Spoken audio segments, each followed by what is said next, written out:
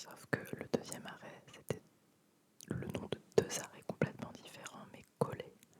En fait, comment dire, j'ai pas envie de donner ma localisation, donc je vais pas vous donner les arrêts de tram, mais c'est comme si, on va dire que le tram ne circulait pas entre tel arrêt et l'arrêt lundi-mardi, alors que l'arrêt lundi est super loin de l'arrêt mardi et que ça change littéralement tout. Bref, donc n'étant pas sûr qu'un tram arrive, ça faisait déjà 3 minutes que j'attendais, je me suis dit bon bah je vais pas attendre je sais pas combien de temps sans être sûr si qu'un tram passe en fait. Donc je décide à ce moment-là d'y aller à pied, de faire le chemin à pied. Donc je commence à traverser, à me rendre sur le trottoir d'en face en fait. Je traverse les voies de tram et la route, donc j'arrive à l'opposé. Et là je vois un tram qui arrive, mais un tram d'une autre ligne qui ne passe habituellement pas du tout ici et qui m'aurait énormément avancé. Tant pis, j'avais traversé, j'aurais pas eu le temps de retraverser pour le prendre, voilà. Donc déjà je me dis bon, top. Donc je continue mon trajet à pied. Et là, je me dis, je commence à sentir ma chaussure me frotter à l'arrière du pied. J'espère que ça va aller. C'est des chaussures que j'ai achetées sur Vinted. C'est des mocassins, des kickers. Je les trouve absolument sublimes. Ça fait peut-être au moins, une bonne semaine que je les ai reçues. C'est pas des chaussures que j'ai l'habitude de porter. J'ai jamais porté ce genre de chaussures. Donc, j'avais jamais trouvé de tenue avec laquelle porter ces chaussures. Et hier, je me suis dit, ah, ça irait bien, je vais les porter. En plus, elles sont confortables et tout, donc vraiment top. Oui, ça a été un enfer. Donc, je vous dis, c'était une demi-heure de route. Au bout de 10 minutes, j'en pouvais plus. Je sentais que ma peau était à vif en fait. Le truc qu'il faut savoir, c'est que j'ai toujours une trousse dans mon sac dans laquelle je mets tous les trucs nécessaires. J'ai toujours des tampons si quelqu'un me demande en fait, j'ai envie que ce soit utile à tout le monde. Donc j'ai des tampons, un paquet de chewing-gum, des pansements, des petites lingettes pour les mains. J'ai tout, mais vraiment j'ai toujours tout dedans. Une clé USB, enfin bref. La semaine dernière, il a plu énormément. Et j'ai pas pu me servir de mon parapluie parce qu'en fait, au bout de 2 secondes, mon parapluie s'est retourné et il était plus utilisable. Donc je me suis pris la pluie, mais la pluie. Bon, laissez tomber. Et donc, cette trousse qui était dans mon sac, un sac en tissu, elle était trempée. Et tout ce qu'il y avait dedans était trempé. Donc, cette trousse que je me trimballe depuis des années, j'ai jamais eu besoin du moindre pansement. Et j'ai dû tout mettre à la poubelle puisque tout était trempé.